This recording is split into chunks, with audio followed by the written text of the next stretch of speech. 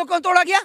तब आप जूता चाट रहे थे सरकार का, तब तो आपकी औकात नहीं होती बोलने की। आप जैसे बेशर्म पत्रकार की वजह से, मैं सभी को नहीं कह रहा हूं, इन जैसे भाई के जो पत्रकार हैं, जो गोदी मीडिया के जो पत्रकार हैं, इन जैसे लोगों की वजह से आज भारत देश के लोगों को अपना सर झुकाना पड़ रहा है, क्योंकि इन लोगों ने इतनी फेक नैरेटिव कसम जो है वो झूठी खबरें चलाई कि जिसके कारण भारत को आज शर्मिंदा होना पड़ रहा है। और वो दिन दूर नहीं, सुन लीजिए वो दिन, अरे सुन लीजिए, वो दिन दूर नहीं जब ये पत्रकार टीवी चैनल पर कहेंगे कि अब की बार माँ की कसम खा के कह रहा हूं, बिल्कुल सच्ची खबर दिखा रहा हूं, लेकिन किसी को भी इनकी बात का यकीन नहीं होगा। ये बात मैं आपको लिख के दे रहा हूं। एक्शन हुआ ना उस पे? जी, कोर्ट के आदेश है ना, एक्शन हुआ ना? अरे भैया, जैसे एक्शन आम जनता पे होते हैं वैसा एक्शन हुआ।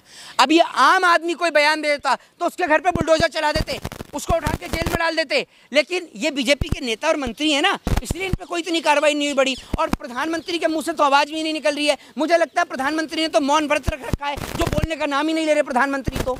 और अभी ट्रंप आ जाएगा तो तुरंत बोलना शुरू कर देते हैं। क्या विजय शाह अगर खामोश है तो क्या? भाई साहब, विजय शाह का जो वोट बैंक है उसको खोने से डर रही है। विजय शाह का जो वोट बैंक है उसे खोने से डर रही है। ना गृह मंत्री के मुंह से आवाज निकल रही, ना प्रधानमंत्री के मुंह से आवाज निकल रही। ये चाइना को क्या लालांक दिखाएंगे जो आज अमेरिका के कहने पर डर के बैठ गए?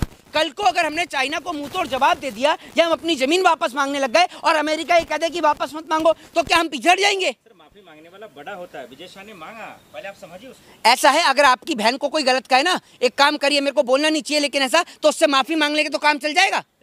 अरे बेशरम लोग हैं आप, बेशरम लोग हैं, बेशरम लोग हैं। अरे आप लोग बेशरम लोग, सुन लीजिए, आप जैसे लोगों की, आप कितने लोग हैं आपके घर से आर्मी में? एक मिनट, कितने घर हैं आप?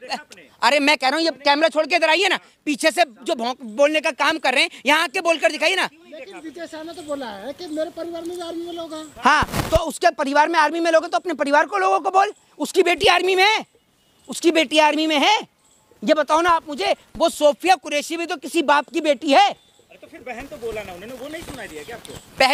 पहले तो बहन की जो है इज्जत उतारने में कोई कभी छोड़ो मत, और उसके बाद बहन बोल दो। मैं आपकी बहन के लिए 4 गंदे शब्दों का प्रयोग कर देता हूँ, कुछ गलत बोल देता हूँ और उसके बाद कह दूंगा कि वो मेरी बहन है, तो आप मान जाएंगे? किस तरीके के आप जैसे, इन जैसे लीचड़ और कीचड़ लोगों की वजह से आज देश के अंदर बेटियां सुरक्षित हैं और कोई भी सेना के ऊपर उंगली उठा देता है, इन जैसे लोगों की वजह से, सिर्फ इन जैसे लोगों से। मैं कहता हूँ, सुनो, ये कैमरा और माइक छोड़ के ना सरकार का झंडा उठा के सरकार के लिए प्रचार करना शुरू कर दो। ये गोबर और गोमूत्र जो आपके सर पे चढ़ के बोल रहा है ना, इसको कभी धोकर बात करना। अब सवाल मत करिए आप। लेकिन जो कांग्रेस पार्टी है वो तो राजनीति कर रही है ना, विजय शाह के मकान पर जाती है, काली पोतती है, तो क्यों नहीं पोतेगी?